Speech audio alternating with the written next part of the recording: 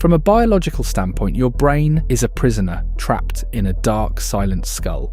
It has no idea what the outside world actually looks like, so it relies on a sophisticated system of top-down processing to make its best guess. Usually, it's a logical editor in your prefrontal cortex that keeps these guesses grounded in reality. But when that editor goes home for the night, your survival instincts go rogue, turning random electrical sparks into the vivid, bizarre, and terrifying hallucinations that we call dreams. Think to yourself, have you ever looked at a ticking clock and felt like the first second lasted way too long? Or looked at a static image that suddenly started to swirl? Your brain hates being confused, and its only job is to make sense of the messy electrical pulses coming from your eyes and ears. But the data it gets is often incomplete.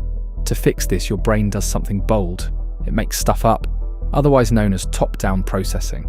Think of your brain as a prediction machine.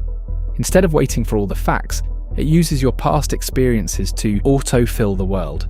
Most of the time, this is incredibly helpful. It's why you can read a sentence, even if the middle letters in a word are jumbled, but it needs a supervisor. That's where your dorsolateral prefrontal cortex, or the DLPFC, comes in. Think of it as the logical editor. It looks at your brain's guesses and checks them against reality. Your brain thinks at first, that shadow looks like a monster. However, your DLPFC editor says, no, it's a coat rack. Look closer. The editor keeps your hallucinations in check so you can function in the real world. But then, you go to sleep. The moment you enter REM sleep, the editor goes home for the night. Your brain purposefully deactivates the DLPFC. Without the editor to check the math, your brain's gap filling goes rogue. The prediction machine is still running at full speed, but there's no one there to tell it when a guess is impossible. It takes a random electrical spark, just background noise from your brainstem, and builds an entire logical feeling universe around it. Your brain essentially hallucinates a story to explain why that spark happened. If your foot is cold, your brain doesn't just say cold foot.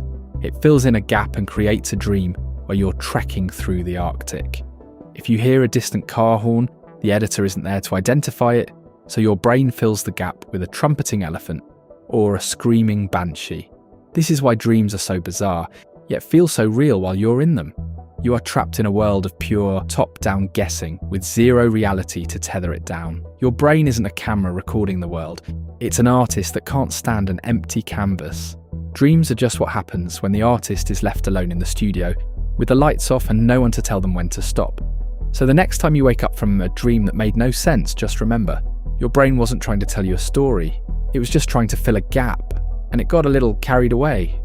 If you're fascinated by how the human brain works in weird ways, you need to see the weird reason why humans yawn, even when they're not tired.